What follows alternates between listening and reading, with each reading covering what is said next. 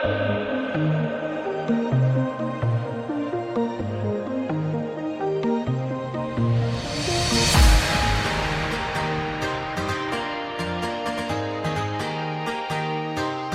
Morning बच्चों।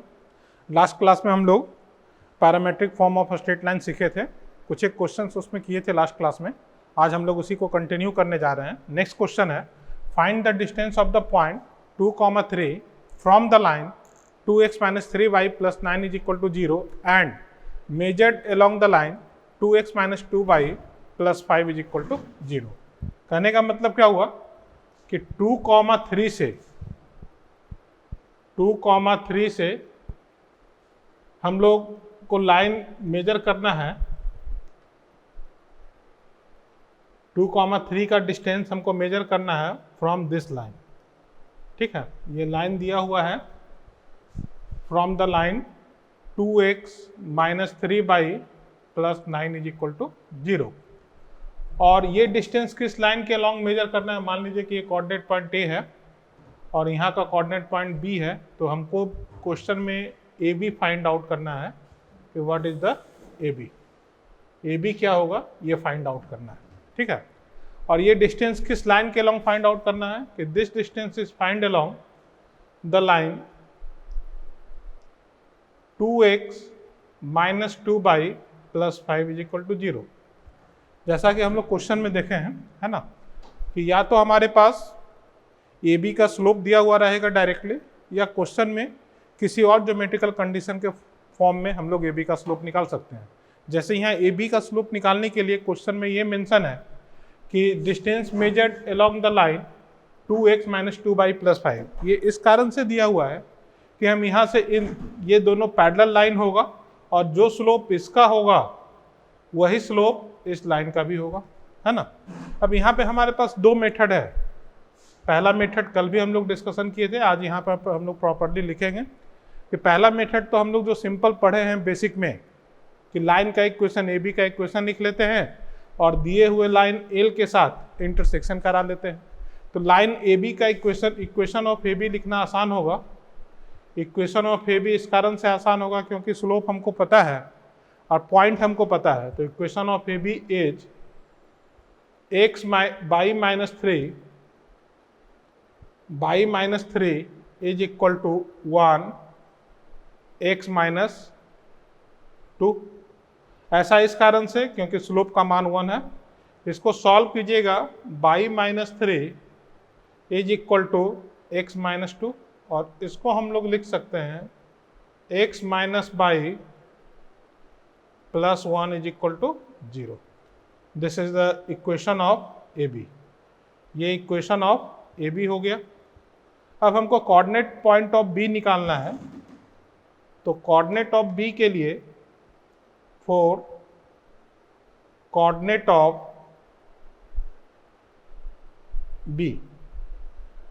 Of B के लिए हम AB और L लाइन को सॉल्व करेंगे। तो हम लोग सॉल्व करने जा रहे हैं 2x - 3y is equal to -9 और इसको लिखने जा रहे हैं x - y is equal to -1। Method of elimination से भी सॉल्व कर सकते हैं क्योंकि यहाँ पे मेथड ऑफ एलिमिनेशन आसान है और हम लोग पहले से भी जानते हैं। तो इसको सॉल्व कीजिएगा, 2 से मल्टीप्लाई कर दीजिए, कोई अंतर नहीं पड़ने जा रहा है, और इसको माइनस कर देते हैं तो ये कैंसिल आउट होगा और ये वैल्यू आ जाएगा -y इज इक्वल टू -7 और इसको सॉल्व कीजिएगा तो y का मान 7 आएगा। क्लियर है ये बात। जब y का मान हम लोग 7 इसमें पुट करते हैं तो x का मान निकल कर आएगा -7 + 1 -6, x इज इक्वल टू 6। इसका मतलब क्या हुआ कि B का कोऑर्डिनेट हम लोग आसानी से फाइंड आउट कर सकते हैं। कोऑर्डिनेट ऑफ B इज 6, 7 और यहाँ से डिस्टेंस फार्मूला यूज कर डिस्टेंस फार्मूला जानते हैं। डिस्टेंस फार्मूला क्या होता है, हम लोग AB का डिस्टेंस निकाल सकते हैं, दैट इज इक्वल टू √6, 7 ये कोऑर्डिनेट पता चल गया, √6 - 2 का स्क्वायर + 7 - 3 का स्क्वायर। सॉल्व कर लीजिएगा, इसको सॉल्व करेंगे तो 4 का स्क्वायर प्लस 4 का स्क्वायर, मेरे ख्याल से 32 4√2 यूनिट इज द डिस्टेंस। पहला मेथड क्लियर होगा सबको, ठीक है। ये बेसिक मेथड है, हम बार बार इस मेथड को डिस्कशन नहीं करेंगे क्योंकि हमको बेसिकली ध्यान रखना है पैरामेट्रिक फॉर्म पे। अब हम लोग क्वेश्चन को सॉल्व करने जा रहे हैं by the method of parametric form, ठीक है, using parametric form. Method 2 by using parametric form.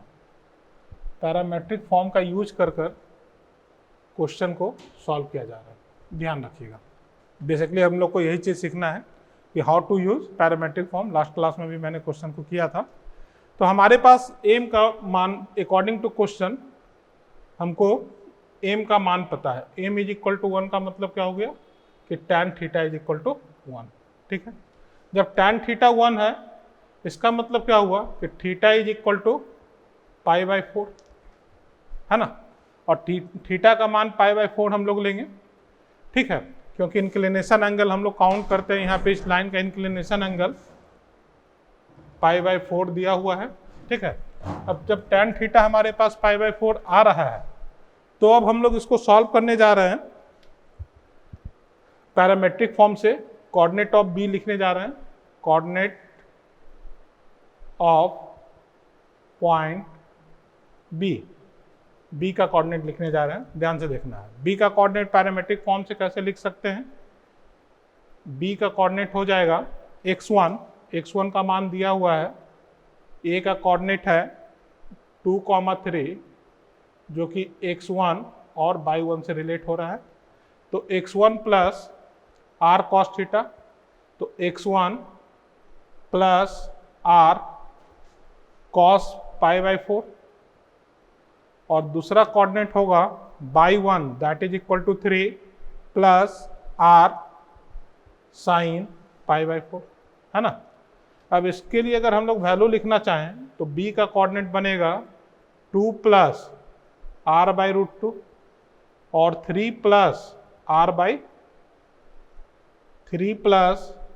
r/√2 दिखता है ये बात, है ना। अब ये b पॉइंट किस पे लाई कर रहा है? Now b lies on the line 2x minus 3y plus 9 is equal to 0। इसका मतलब क्या हुआ कि b पॉइंट इसको सेटिस्फाई करेगा, और हम इसके लिए लिख सकते हैं 2 प्लस r/√2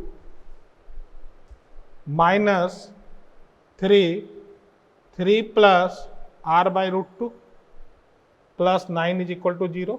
और इसको जब आप सॉल्व करोगे तो हम लोग यहाँ से r का मान कैलकुलेट कर सकते हैं। सॉल्व करके देखते हैं, देखिएगा। इसको अगर हम लोग सॉल्व करेंगे तो पहला आएगा 4 प्लस √2r, और इसको आप ऐसे लिखिए 2r/√2। कैलकुलेशन में थोड़ा सा आसानी होगी इससे।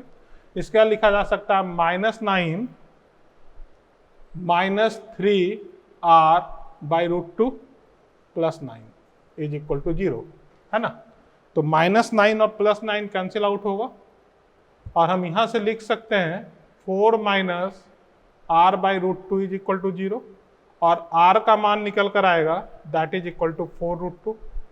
यहाँ पे ऑलरेडी ये प्लस साइन दिया हुआ है, तो हम मॉड r का भी अगर मान लिखना चाहें तो that value is equal to 4√2 आएगा। देखिएगा, ये हमारे पास फाइनल इसका आंसर आएगा, ठीक है।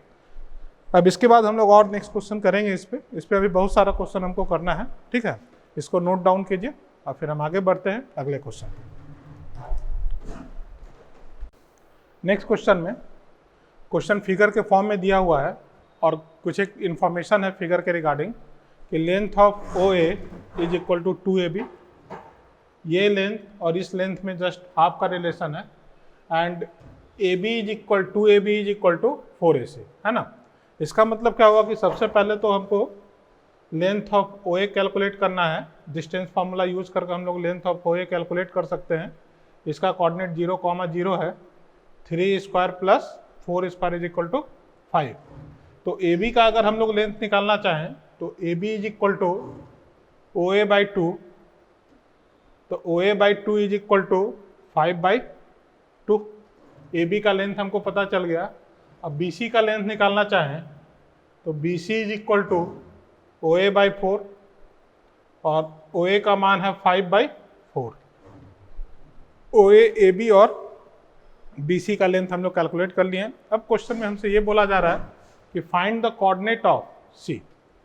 बेसिकली हमको सी का कोऑर्डिनेट निकालना है। तो सी का कोऑर्डिनेट हम डायरेक्ट नहीं निकाल सकते हैं, हम सबसे पहले, है ना, सबसे पहले हम लोग बी का कोऑर्डिनेट निकालेंगे, उसके बाद हम लोग सी का कोऑर्डिनेट निकालने का कोशिश करेंगे। अगर डायरेक्ट निकालना चाहें तो निकाला जा सकता है, लेकिन एंगल का मेजरमेंट ज़्यादा टफ होगा।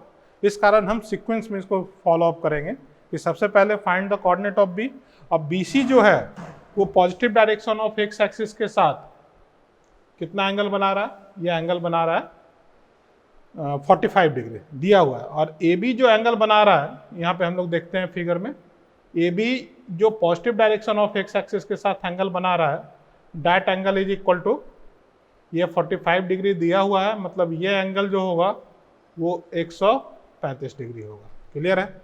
अब हम आसानी से बी का कोऑर्डिनेट निकाल सकते हैं। तो सबसे पहले कोऑर्डिनेट ऑफ बी लिखते हैं, 4 coordinate of B, 4 coordinate of B, coordinate of B, B का कोऑर्डिनेट लिखने जा रहे हैं। बी का कोऑर्डिनेट लिखने के लिए हमको पैरामेट्रिक फॉर्म का यूज करेंगे और ये कोऑर्डिनेट पॉइंट x1/1 पता है, ठीक है, और ए बी का लेंथ पता है। Length of A B question में हम लोग निकाले हैं 5/2 दिए हुए इंफॉर्मेशन से। तो बी का कोऑर्डिनेट पॉइंट डायरेक्टली लिखना चाहें तो डायरेक्टली लिख सकते हैं, that is equal to x1 3 plus r cos theta, ठीक है, 3 प्लस r cos 135 डिग्री इसका मान है, cos 135 डिग्री। r का मान हमको पता है 5/2, तो 3 5/2 cos 135 डिग्री। और इसके लिए लिख सकते हैं 4 प्लस 5/2 साइन 135 डिग्री। पहला बात क्लियर, ठीक है। अब आगे बढ़ते हैं। इस केस में अगर हम लोग कैलकुलेट करना चाहें आगे, तो इसको लिख सकते हैं 3 प्लस 3 माइनस 5/2√2, और इसको लिखा जा सकता है 4 प्लस 5/2√2, क्योंकि cos 135 डिग्री का मान -1/√2 होता है और साइन 135 डिग्री का मान +1/√2 होता है। तो इस कारण से यहाँ पे माइनस साइन जनरेट हो जाएगा और इस जगह पे प्लस साइन रहेगा। अब इसको अगर आप सॉल्व करना चाहें तो कर भी सकते हैं, नहीं तो ये कोऑर्डिनेट ऑफ बी आ गया। अब हमारे पास जब कोऑर्डिनेट ऑफ बी पता चल गया तो हम यहाँ से कोऑर्डिनेट ऑफ सी निकाल, इसको एक स्टेप और बढ़ जाते हैं। ये लिखा हुआ है 6√2 माइनस 5/2√2, और इसको लिख सकते हैं 8√2 प्लस 5/2√2, ठीक है ये बात। अब हम लोग कोऑर्डिनेट ऑफ सी निकालने जा रहे हैं, क्योंकि बी का जैसे ही आपने कोऑर्डिनेट निकाल लिया तो उसके बाद हम लोग सी का कोऑर्डिनेट निकालेंगे। ये बी का कोऑर्डिनेट पता चल गया। सी का कोऑर्डिनेट निकालने के लिए 4 coordinate of C, 4 coordinate of सी।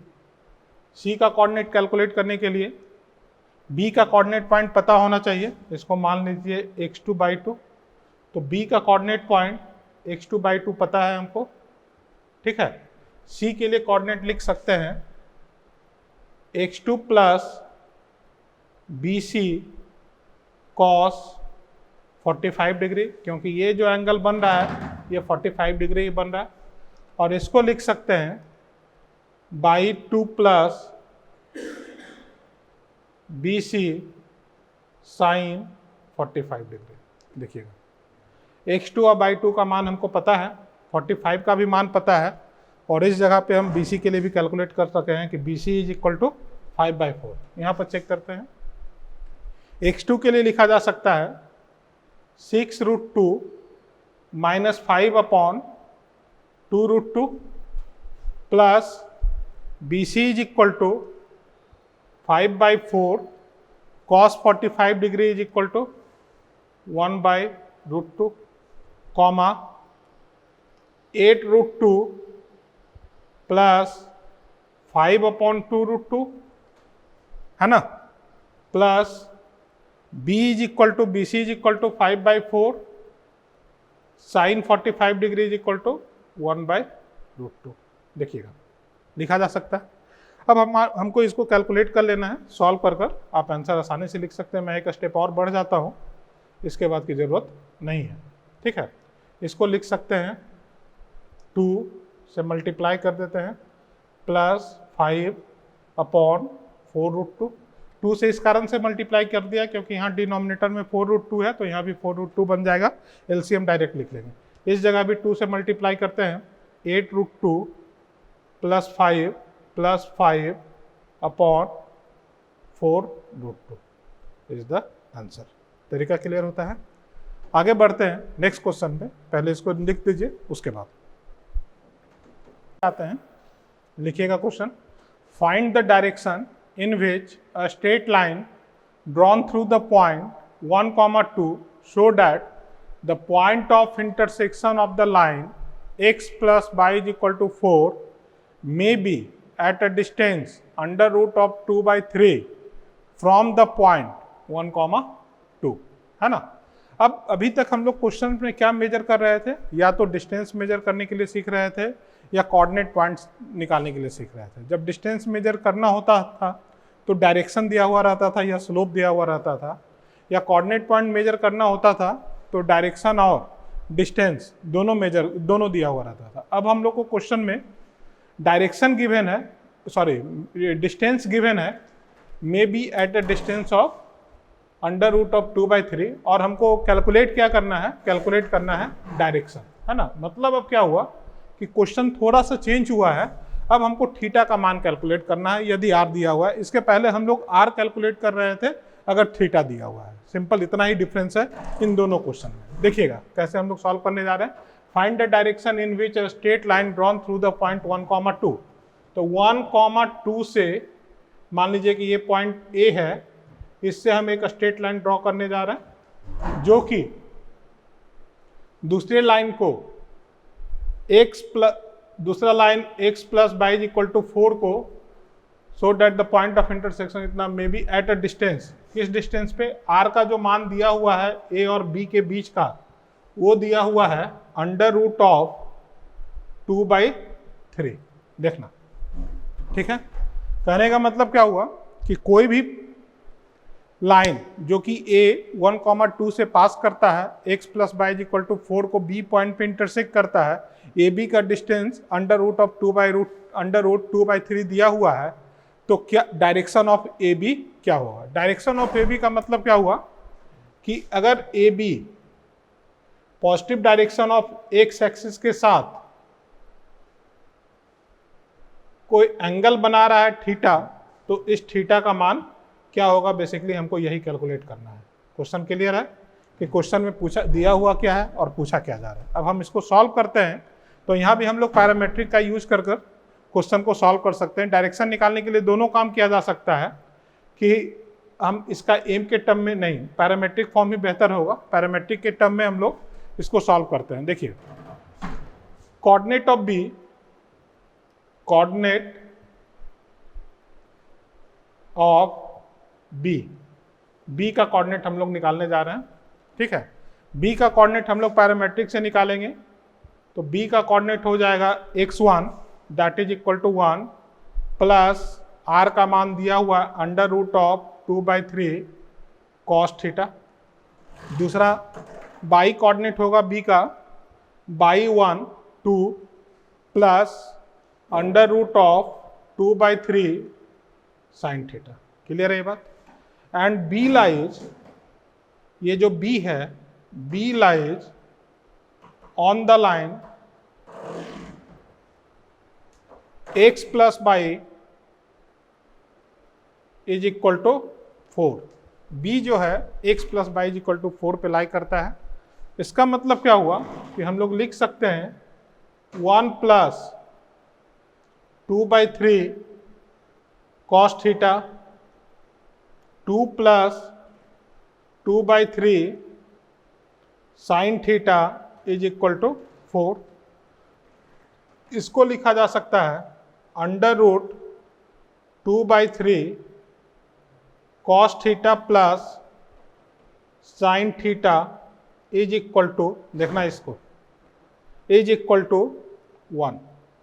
1 क्यों? क्योंकि 1 प्लस 2 का मान 3 होगा, जो कि इधर आकर 1 देगा। ठीक है ये चीज। अब इसके बाद हम लोग आगे बढ़ते हैं, इधर देख नोट कीजिएगा। इसके लिए अगर हम लोग लिखना चाहें तो लिख सकते हैं cos theta plus sine theta is equal to √3/√2, है ना। अब ये सिंपली ट्रिग्नोमेट्रिक इक्वेशन बन गया। हम लोग ट्रिग्नोमेट्रिक इक्वेशन में इस तरीके का इक्वेशन को सॉल्व करने का तरीका सीखे हैं और थीटा का मान कैलकुलेट कर सकते हैं। ठीक है, ट्रिग्नोमेट्रिक इक्वेशन में हमारे पास ये जो फॉर्म है वो a sine theta plus b cos theta is equal to c का फॉर्म है। ये बेसिक फॉर्म हम लोग ट्रिग्नोमेट्री में सीखे हैं। यहाँ पे a का मान 1 है और b का भी मान कितना दिया हुआ है? 1 दिया हुआ है। दिख रहा है ये सबको कि a और b का मान हमारे पास 1 है। ठीक है, तो ये बेसिक ट्रिग्नोमेट्रिक फंक्शन से रिलेट हो रहा है। इसके लिए हम लोग लिख सकते हैं cos theta plus sine theta is equal to √3/2। Now divide both side by under root of 1 का स्क्वायर प्लस 1 का स्क्वायर। क्यों? क्योंकि जो फॉर्म अभी हम लोग सीखे थे कि ये इस फॉर्म का इक्वेशन है a cos theta plus b sine theta is equal to c। ऐसा फॉर्म हम लोग पढ़े हैं ट्रिग्नोमेट्रिक इक्वेशन के अंदर, पढ़े हैं या नहीं, है ना। तो इसको सॉल्व करने का तरीका ही होता है कि दोनों तरफ हम लोग डिवाइड करते हैं under root of a square plus b square से। इसी कारण हम यहाँ पे डिवाइड करने जा रहे हैं √2 से। अब हम इसके लिए लिख सकते हैं 1/√2 cos theta plus 1/√2 sine theta is equal to √3/2। ठीक है, अब हम इसका कन्वर्जन करना चाहें तो या तो साइन में भी कन्वर्जन कर सकते हैं या कॉस में भी कन्वर्जन कर सकते हैं। तो हम लोग इसको कॉस में कन्वर्ट करके देखते हैं। तो कॉस के लिए अगर हम लिखना चाहें तो that value is equal to cos π/4 cos theta plus sine π/4 sine theta is equal to √3/2। देखिए, दिखा ये बात। अब ये cos A cos B plus sine A sine B का फॉर्मूला यूज करके हम इसको लिख सकते हैं cos of theta minus π/4 is equal to √3/2। ठीक है, अब √3/2 का जो पॉजिटिव मान होता है वो 2 कोऑर्डिनेट में पॉजिटिव होता है cos के केस में। ठीक है, तो हम लोग इसको अगर लिखना चाहें तो लिख सकते हैं, इसको cos से बेहतर होगा। चलिए cos में हमने कन्वर्ट किया तो cos में ही बात करते हैं। थीटा cos थीटा माइनस π/4 के लिए लिखा जा सकता है। अगर हम इसका जनरल सोल्यूशन लिखना चाहें तो लिख सकते हैं कि theta minus π/4 is equal to 2n pi, ठीक है, प्लस माइनस π/6। क्लियर होता है ये बात? ये जनरल सोल्यूशन से ही लिख रहे हैं हम लोग कि cos alpha is equal to cos theta is equal to alpha, then theta is equal to 2n pi plus minus alpha. Alpha के केस में हम लोग बात करते हैं। ठीक है, कि cos theta is equal to cos alpha, then theta is equal to 2n pi plus minus alpha. ठीक है, यही काम हम यहाँ भी किए हैं। अब हम थीटा के लिए अगर कैलकुलेट करना चाहें तो theta is equal to 2n pi plus minus π/6 और ये हो जाएगा प्लस π/4। अब n के मान के लिए हम लोग इसको सॉल्व कर लेंगे। जैसे जैसे n का मान आगे बढ़ेगा, इसके लिए हम लोग लिखना चाहें तो लिख सकते हैं कि theta is equal to n is equal to 0 के लिए अगर बात करते हैं तो थीटा का मान आ जाएगा प्लस माइनस π/4 प्लस π/4। ठीक है, अब इसके लिए अगर हम लोग सॉल्व करके देखेंगे तो प्लस माइनस π/6 माइनस π/4, तो ये वैल्यू आएगा 15 डिग्री। देखिएगा, एक बार प्लस के लिए सॉल्व कर लीजिए π/4 प्लस π/6 के लिए, और एक बार सॉल्व कर लीजिए π/4 माइनस π/6 के लिए। तो इसको सॉल्व कीजिएगा तो ये आ जाएगा π/4 प्लस π/6 के लिए 3π/12। मेरे ख्याल से इतना ही आना चाहिए, मैं साइड में सॉल्व कर ले रहा हूँ, इसको सॉल्व करके लिखिए 24, ठीक है, और इसको लिख सकते हैं 6π प्लस 4π 5π/12 इज इक्वल टू 5π/12 और इज इक्वल टू π/12। ये दो मान यहाँ से आ रहा है, थीटा का मान हम लोग 0 लेते हैं जैसे, लेकिन अगर हम n का मान 1 लेते हैं तो ये वैल्यू आ जाएगा 2π प्लस माइनस π/6 प्लस π/4। और n का मान इस n के लिए n इक्वल टू 1 के लिए अगर हम लोग थीटा कैलकुलेट करते हैं तो ये वैल्यू 2π प्लस आ रहा है। इसका मतलब क्या हुआ कि थीटा का जो रेंज होता है वो हमेशा 0 से पाई के बीच में होता है, हम लोग देखे थे लास्ट क्लास में, ठीक है। इस कारण से हम n का मान 1 2 3 और कुछ नहीं रख सकते हैं। n का मान 0 के लिए जो थीटा का मान आएगा वो आ जाएगा π/12 और 5π/12, ये दोनों आंसर मेजर होगा। तो इस बात को ध्यान रखना है कि जब भी हम डायरेक्शन निकालने के लिए जाएंगे तो थीटा का मान हमको निकालना होता है। थीटा का एक अपना रेंज होता है कि थीटा ऑलवेज लाई बिटवीन 0 से लेकर पाई। तो अगर थीटा 0 से पाई के बाहर आ रहा है तो हम उस थीटा को काउंट नहीं करेंगे, ठीक है। अब आगे बढ़ते हैं अगले क्वेश्चन पे, उससे पहले आप इसको नोट कीजिए। नेक्स्ट क्वेश्चन पे आते हैं। क्वेश्चन दिया हुआ है straight line through the point a -2, -3 cuts the line x plus 3y is equal to 9 and x plus y plus 1 is equal to 0 at b and c respectively. Then find the equation of line if ab into ac is equal to 20। ab into ac is equal to 20 देने का मतलब क्या हुआ उसको समझिएगा इस बात को। पहला बात तो हम ये चीज़ ऑब्जर्व करेंगे कि ये दोनों लाइन पैरेलल लाइन नहीं है क्योंकि दोनों का स्लोप बराबर नहीं है। तो मान लीजिए कि कोई भी एक लाइन हम लोग कंसीडर करते हैं, पर इस तरीके से कंसीडर करेंगे कि ये पैरेलल ना दिखे। पहला बात क्लियर है। इसको मान लीजिए कि ये दिया हुआ है x plus 3y is equal to 9 और ये लाइन दिया हुआ है x plus y plus 1 is equal to 0।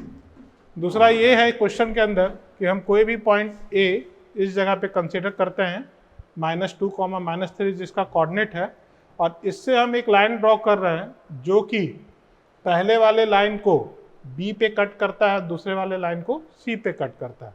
इसका जो डिस्टेंस है यहाँ से यहाँ का R1 दिया हुआ है, मतलब AB is equal to R1 मान लेते हैं कि let AB is equal to R1 distance है, तो हम इसको पॉजिटिव ही मान के चलते हैं, है ना, क्योंकि एक तो दोनों पॉजिटिव डिस्टेंस होगा।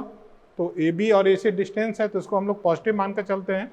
तो AB is equal to R1 है और AC is equal to R2 मानते हैं। तो अकॉर्डिंग टू क्वेश्चन में गिवन है कि R1 R2 का मान जो है वो 20 के बराबर है, ठीक है। R1 R2 जो है वो 20 के बराबर है। यहाँ से अगर हम ये डिस्टेंस काउंट करना चाहें तो ये डिस्टेंस R2 दिया हुआ है। इसका मतलब क्या हुआ कि क्वेश्चन के अंदर न तो हमको डिस्टेंस दिया हुआ है और न ही डायरेक्शन गिवन है। अभी तक हम लोग लास्ट जो क्वेश्चंस किए हैं उसमें या तो डायरेक्शन दिया हुआ रहता था तो डिस्टेंस नहीं देता था, या डिस्टेंस दिया हुआ रहता था तो हमको डायरेक्शन मेजर करना होता था, ठीक है। अब यहाँ पे न तो डिस्टेंस दिया हुआ है और न ही डायरेक्शन दिया हुआ है, इसी कारण क्वेश्चन में फर्दर इंफॉर्मेशन बढ़ाया हुआ है। एक पॉइंट 2 लाइन दिया हुआ है ना। इसी तरीके से अगर मान लीजिए कि हमारे पास जो भी पैरामीटर, दोनों पैरामीटर नहीं दिया हुआ है तो दोनों को कैलकुलेट करने के लिए कुछ ना कुछ फर्दर इंफॉर्मेशन देगा, जैसा कि हम लोग क्वेश्चन में देख रहे हैं, ठीक है। अब हम क्वेश्चन को कैसे प्रोसीड करते हैं उस पर ध्यान दीजिएगा। तो हमको सबसे पहले बी का कोऑर्डिनेट निकालना होगा, जो कि हम डायरेक्टली यहाँ पे लिख सकते हैं। कोऑर्डिनेट ऑफ बी, देखिएगा coordinate of B, coordinate of point B, B का कोऑर्डिनेट लिख दें क्या? तो बी का जो कोऑर्डिनेट होगा x1 का मान -2, y1 का मान -3, ठीक है। तो x1 plus R1 cos theta और y कोऑर्डिनेट हो जाएगा x1 इज इक्वल टू -2 है बाबू, -3 प्लस R1 साइन थीटा। देखना दिखाई ये चीज, ठीक है। इसके बाद अगर हम लोग सी का कोऑर्डिनेट लिखना चाहें तो पॉइंट बी एंड सी, तो सी का कोऑर्डिनेट हम इसी पैटर्न पे आसानी से लिख सकते हैं, -2 plus r2 cos theta comma -3 plus r2 sin theta. देखना, तो B और C का कोऑर्डिनेट हमको पता चल गया। B point lies on the given line, point B lies on the given line x plus 3y is equal to 9। इसका मतलब क्या हुआ कि हम लोग यहाँ से लिख सकते हैं -2 plus r1 cos theta plus 3 -3 plus r1 sin theta is equal to 9। इसको सॉल्व कीजिएगा तो -2 plus r1 cos theta -9 plus 3r1 sin theta is equal to 9। इसके लिए अगर हम लोग लिखना चाहें तो हम लोग यहाँ से लिख सकते हैं, देख लीजिएगा, r1 cos theta plus 3 sin theta is equal to 18 20, और यहाँ से लिख सकते हैं r1 is equal to 20 cos theta plus 3 sin theta. एक रिलेशन पता चलता है, ठीक है, ये एक रिलेशन है, ये हमको यहाँ से पता चलता है। अब इसी तरीके से पॉइंट सी सेटिस्फाई,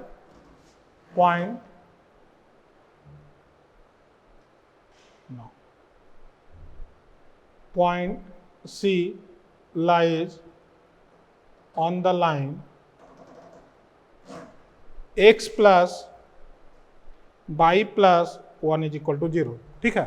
तो जब C point x plus y plus 1 is equal to 0 पे लाई करता है तो C का कोऑर्डिनेट इसको सेटिस्फाई करेगा, और हम यहाँ से लिख सकते हैं -2 प्लस r2 cos थीटा, साथ में लिखा जा सकता है -3 plus r2 sin theta is equal to -1, और यहाँ से हम लोग लिख सकते हैं r2 is equal to, direct calculation कर दे रहा हूँ, -5 इधर आएगा तो +5 -1 4 by cos theta plus sin theta. देखिएगा ध्यान से, ये बात क्लियर होता है।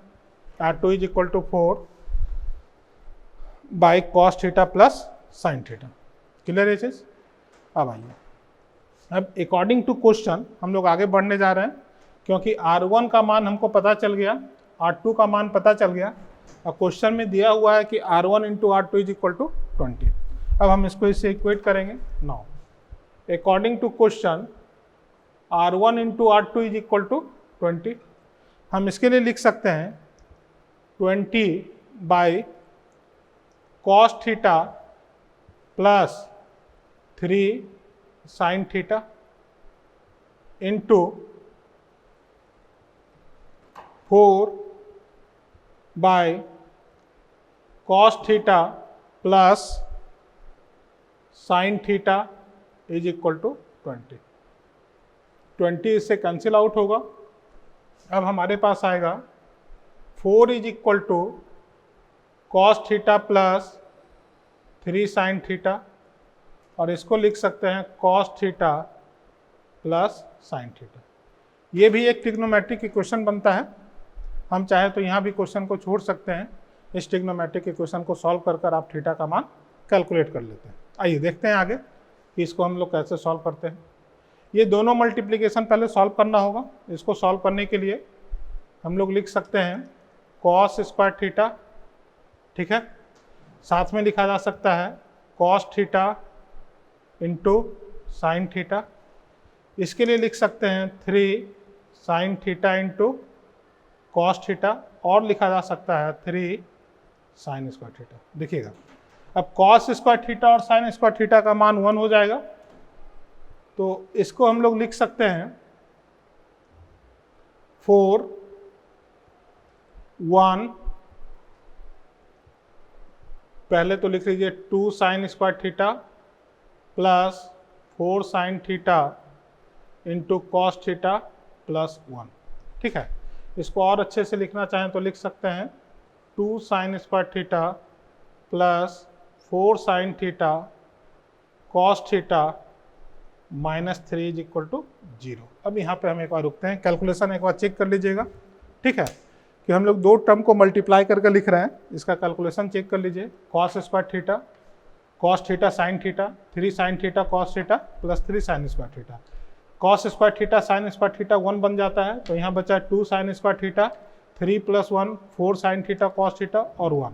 4 को हम इधर लेकर आएंगे -3। अब इसके बाद ये भी एक प्रॉपर पैटर्न है क्वेश्चन को सॉल्व करने का, कि अगर हमारे पास क्वेश्चन में साइन स्क्वायर थीटा या कॉस स्क्वायर थीटा या sign square theta cos theta एक साथ हो और साथ में sine theta into cos theta का मल्टीप्लिकेशन हो, तो हम इस क्वेश्चन को सॉल्व करने के लिए दोनों तरफ कॉस स्क्वायर थीटा से डिवाइड करके इसको tan स्क्वायर थीटा में कन्वर्ट करते हैं और tan के टर्म में हम इस क्वेश्चन को सॉल्व कर सकते हैं। Now divide both side by cos square theta. ये एक ट्रिग्नोमेट्रिक इक्वेशन बना, देखिएगा ध्यान से। और ये ट्रिग्नोमेट्रिक इक्वेशन सॉल्व करने का तरीका हम लोग काफ़ी क्वेश्चन इस पर किए हुए हैं, है ना। तो यहाँ पे कंफ्यूज नहीं होना है कि हम कैसे इसको सॉल्व करेंगे। अब जो भी ट्रिग्नोमेट्री में सीखा है उसका मैक्सिमम यूज हम लोग कोऑर्डिनेट ज्योमेट्री में करते हैं, चाहे वो फॉर्मूला हो या इक्वेशन सॉल्व करने के लिए बात करते हैं। ठीक है, अब इसमें हम जैसे ही कॉस स्क्वायर थीटा से डिवाइड करेंगे तो ये बनेगा 2 tan स्क्वायर थीटा, क्योंकि sign square theta by cos square theta tan theta हो जाएगा। ये बनेगा 4 tan थीटा और ये बनेगा -3 सेक स्क्वायर थीटा। क्या ये बात समझ में आता है सबको? अब सेक स्क्वायर थीटा को हम लोग tan में कन्वर्ट कर सकते हैं, जानते हैं फॉर्मूला, आइडेंटिटी है बेसिक। तो हम सेक स्क्वायर थीटा के लिए लिख सकते हैं 2 tan square theta plus 4 tan theta -3 1 plus tan square theta. देखना, इसको सॉल्व करेंगे, इधर लिखने जा रहे हैं, इसको सॉल्व करेंगे। देखिए, तो ये बन गया हमारे पास 2 tan स्क्वायर थीटा, ठीक है, प्लस 4 tan थीटा -3 और -3 tan square theta is equal to 0। अब इसको जैसे ही हम लोग सॉल्व करते हैं तो ये बनेगा tan स्क्वायर थीटा। देखना, क्योंकि ये माइनस tan स्क्वायर थीटा उस साइड जाएगा, plus tan theta -4 tan theta plus 1 is equal to 0। ये सिंपल क्वाड्रेटिक इक्वेशन बना, जिसको हम लोग फैक्टर के फॉर्म में रिड्यूस कर क्वेश्चन को, मतलब थीटा का मान निकाल सकते हैं। तो tan theta -3 tan theta minus tan theta plus 1 is equal to 0। इसके बाद देखना है कि कैसे सॉल्व करने जा रहे हैं। यहाँ से tan थीटा कॉमन लीजिएगा, tan थीटा कॉमन लेंगे तो tan थीटा का मान आ जाएगा tan थीटा -3 -1 कॉमन लीजिएगा तो tan थीटा -3 -1 कॉमन लीजिएगा तो हमारे पास आएगा, ये -3 होगा बच्चा, यहाँ गड़बड़ है, ये देखिएगा +3 के जगह पे -3 +3, तो ये आ जाएगा -3। ठीक है, अब हम इसको सॉल्व करके लिखते हैं तो ये आ गया हमारे पास tan थीटा, tan थीटा अगर हम लोग कॉमन लेते हैं तो tan थीटा -3 -1 कॉमन लेते हैं तो tan थीटा, हाँ ठीक है यही आ रहा है, tan थीटा -1 और यहाँ पे बन रहा है tan थीटा -3। एक बार चेक करना होगा, हमको लगता है कि कुछ कैलकुलेशन मिस्टेक हुआ है, एक बार चेक कर लेते हैं, देखते हैं। तो हमारे पास 20 और 4 आया ही था, ये तो ठीक था। यहाँ से भी एक बार चेक कर लीजिएगा कि क्या यही आ रहा है। अगर ये आ रहा है तो ठीक है, इसी के हिसाब से होगा। tan थीटा का मान हमारे पास आ रहा है 1 और tan थीटा का मान आ रहा है 3। देख लीजिए एक बार, फिर से चेक करते हैं कैलकुलेशन में। हम लोग इसको लिखे थे 20 cos theta plus -3 sine theta और 4 cos theta plus sine theta, तो ये कैंसिल आउट होकर 20 आया था। हम लोग यहाँ से लिखने जा रहे थे 2 tan square theta plus 4 -3 tan square theta, तो -3 tan स्क्वायर थीटा प्लस 2, तो माइनस tan स्क्वायर थीटा बनता है, इसको इधर लेकर आए tan स्क्वायर थीटा -4 प्लस 3, ठीक है। तो प्लस -4 को लिख सकते हैं -3 -1, बिल्कुल सही है, ठीक है। थीटा का मान यहाँ पे आया, तो tan theta is equal to 1 है ना, तो थीटा का मान हम लोग निकाल सकते हैं π/4, और यहाँ से tan थीटा का मान दिया हुआ है 3। मतलब क्या हुआ कि स्लोप ऑफ द लाइन हमको पता हो गया 1 और 3। अब हम लोग इक्वेशन लिख सकते हैं। So required equation is y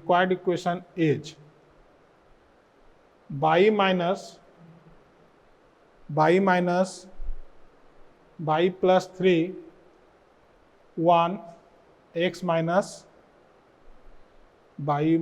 y plus 3 x plus 2, और यहाँ पे हम लोग रिक्वायर्ड इक्वेशन लिखना चाहें और y plus 3 is equal to 3 x plus 2, ठीक है। Is the answer. इसको नोट कीजिए, फिर हम लोग आगे बढ़ते हैं। एक बार नोट कीजिए, देखिए, और एक बार दोबारा चेक कर लीजिएगा कि कहीं कैलकुलेशन में कोई दिक्कत तो नहीं है। बाकी जो मेथड है, प्रोसेस है क्वेश्चन सॉल्व करने का, वो बिल्कुल सिमिलर प्रोसेस है, एज इट इज हम लोग इसको सॉल्व कर लेंगे। आइए अगले क्वेश्चन पे आते हैं। क्वेश्चन लिखिएगा, a line through a -5, -4 meets the line x plus 3y plus 2 is equal to 0, 2x plus 5 plus 4 is equal to 0 and x minus y minus 5 is equal to 0 at the point b, c and d respectively.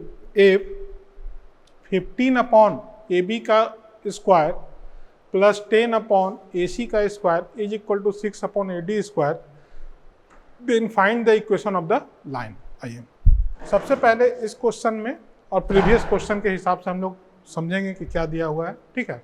Previous question में 2 line का equation दिया हुआ था, इस question में 3 line का equation दिया हुआ है। बाकी लगभग वहाँ पे जो कंडीशन था वो था AB into AC is equal to 20।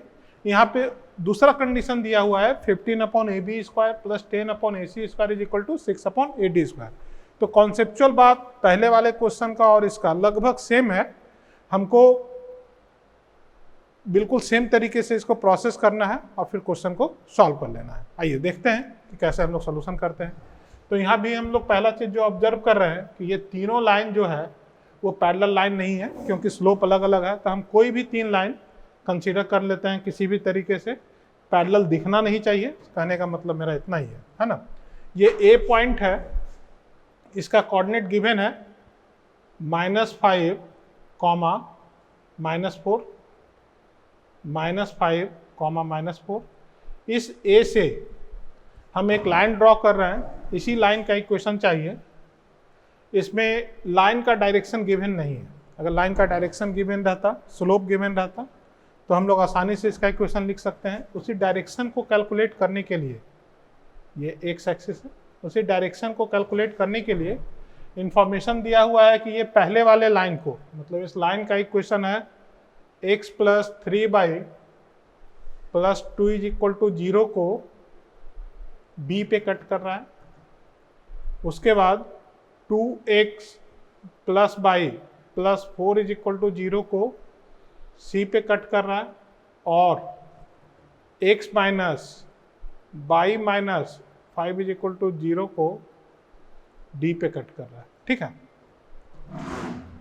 और बाकी जो एक क्वेश्चन में रिलेशन गिवन है, हमको इस रिलेशन का यूज करना है। अकॉर्डिंग टू क्वेश्चन गिवन है 15 upon AB square plus 10 upon AC square is equal to 6 upon AD square. आगे बढ़ते हैं। तो इसमें सबसे पहले हमको B, C और D का कोऑर्डिनेट निकालना होगा। तो हम ये मान लेते हैं कि ये इससे R1 डिस्टेंस पे है, ये इससे R2 डिस्टेंस पे है, और D जो पॉइंट है वो R3 डिस्टेंस पे है। यहाँ से यहाँ जो डिस्टेंस दिया हुआ है वो R3 दिया हुआ है, ठीक है। तो B का कोऑर्डिनेट लिख सकते हैं, कोऑर्डिनेट ऑफ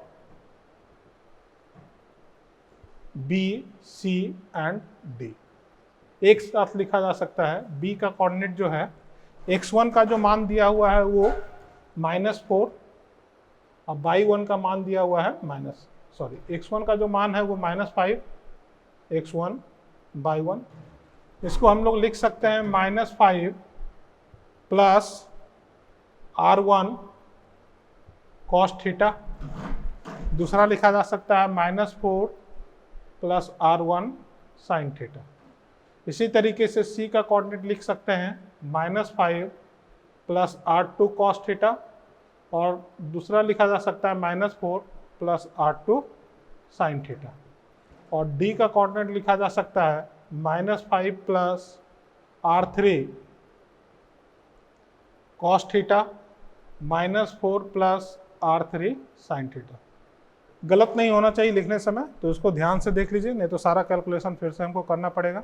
देख लीजिएगा, बी सी और डी का कोऑर्डिनेट हम लोग लिख लिए हैं -5 plus R1 cos theta, comma -4 plus R1 sine theta. दूसरा लिखा हुआ -5 प्लस R2 कॉस थीटा, और बाई कोऑर्डिनेट है -4 प्लस R2 साइन थीटा। ठीक है, आगे बढ़ते हैं। अब बी जो लाई करता है, point B, now point B lies on, point B lies on x plus 3y plus 2 is equal to 0। और यहाँ से हम लोग R1 का मान कैलकुलेट करेंगे, इसमें पुट करते हैं तो हम लिख सकते हैं -5 plus R1 cos theta x के लिए। उसके बाद लिखा जा सकता है 3 -4 प्लस R1 साइन थीटा, ठीक है, प्लस 2 इज इक्वल टू 0। ये 4 लिखा हुआ है, ये भी 4 ही लिखा हुआ है, ठीक है, और यहाँ तो 4 दिख ही रहा। आगे बढ़ते हैं, यहाँ से हम लोग लिख सकते हैं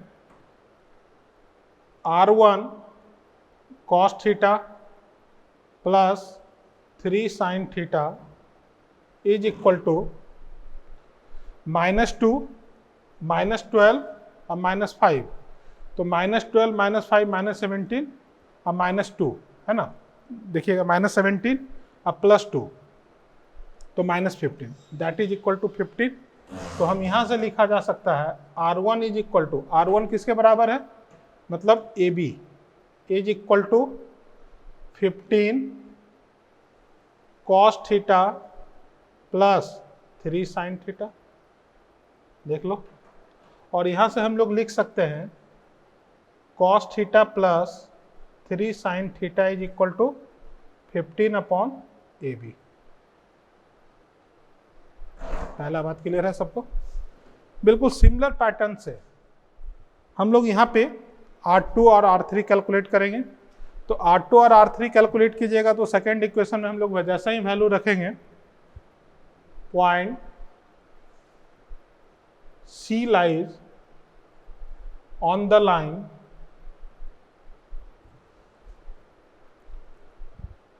x 2x plus y is equal to -4, ठीक है। अब इसमें हम लोग मान रखने जा रहे हैं, तो इसको लिख सकते हैं 2 -5 plus R2 cos theta plus -4 plus R2 sine theta, ठीक है, इज इक्वल टू -4। और इसके लिए अगर हम लोग लिखना चाहें तो लिख सकते हैं R2 2 cos theta plus sine theta, है ना। -4 कैंसिल आउट हो जाएगा और ये मान आ जाएगा 10। हम यहाँ से लिख सकते हैं, क्योंकि R2 जो है वो किसके बराबर है, AC के बराबर, तो R2 is equal to AC। तो हम लोग लिख सकते हैं 2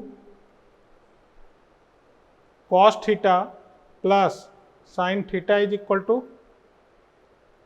10 अपॉन AC। देखना, that is the second equation. Clear होता है ये बात। इसी तरीके से पॉइंट D जो है, point D lies on the line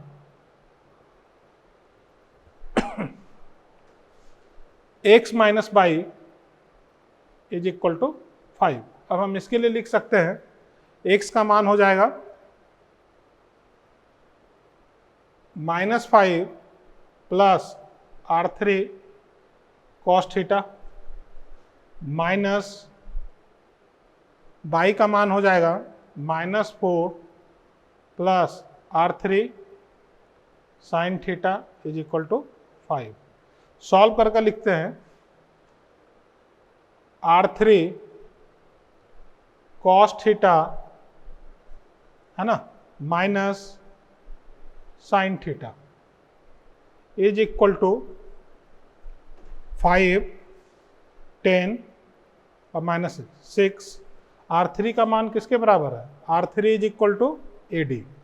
तो हम लोग लिख सकते हैं AD cos theta minus sine theta is equal to 6, और हम लोग लिख सकते हैं cos theta minus sine theta is equal to 6/AD।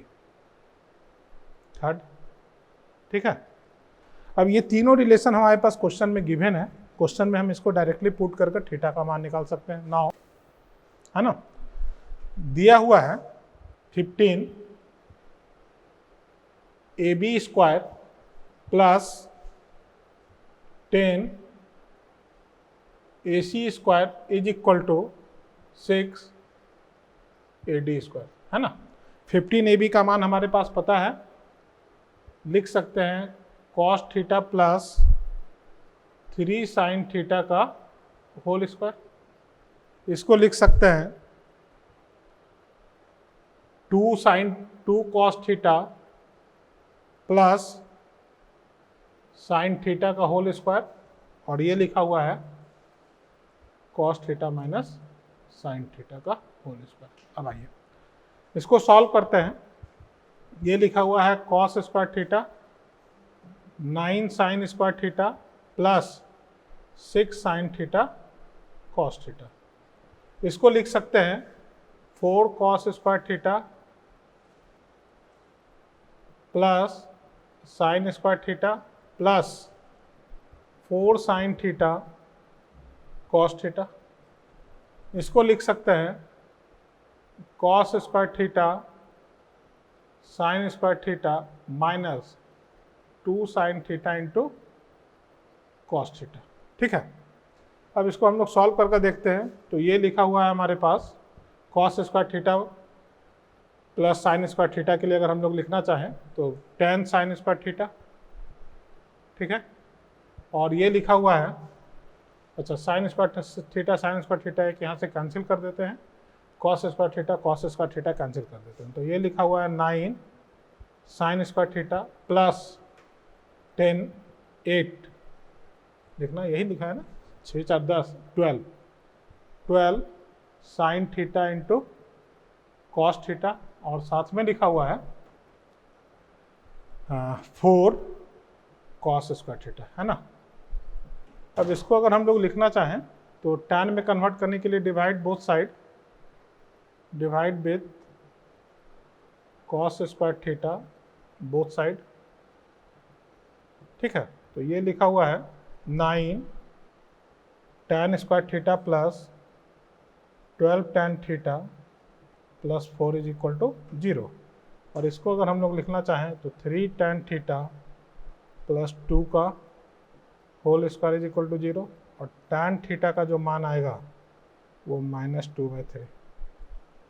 tan theta का मान आ गया -2/3। जैसे ही tan थीटा का मान -2/3 आ गया, मतलब क्या हुआ कि ये slope of the required line दिया हुआ है ना। तो रिक्वायर्ड इक्वेशन लिख सकते हैं, required equation of line is y -4 ही है ना, -4, तो y +4 is equal to -2/3 x + 5। अब इसके बाद आप लोग आंसर इसका कैलकुलेट कर लीजिएगा आंसर। आज के लिए हम लोग इतना ही रखते हैं, इसको नोट कर लीजिए। नेक्स्ट क्लास में हम लोग टॉपिक को आगे बढ़ाएंगे। पैरामेट्रिक पे बहुत सारा क्वेश्चंस मैंने यहाँ पे किया है। आप इन क्वेश्चंस के सहारे आगे जो भी क्वेश्चन आपके एक्सरसाइज में मिलेगा उसको आप आसानी से सॉल्व कर सकते हैं। अगर प्रॉब्लम आ रहा हो सॉल्यूशन में तो एक बार वापस से वीडियो को देखिएगा और चीज़ों को समझिएगा। पैरामेट्रिक बहुत ही इंपॉर्टेंट है ना, इसी कारण मैंने इस पे यहाँ इतना क्वेश्चंस करवाया है। तो इसको कायदे से सीखिए ताकि हम इसको प्रॉपरली यूज़ कर पाए आने वाले चैप्टर में। Thank you.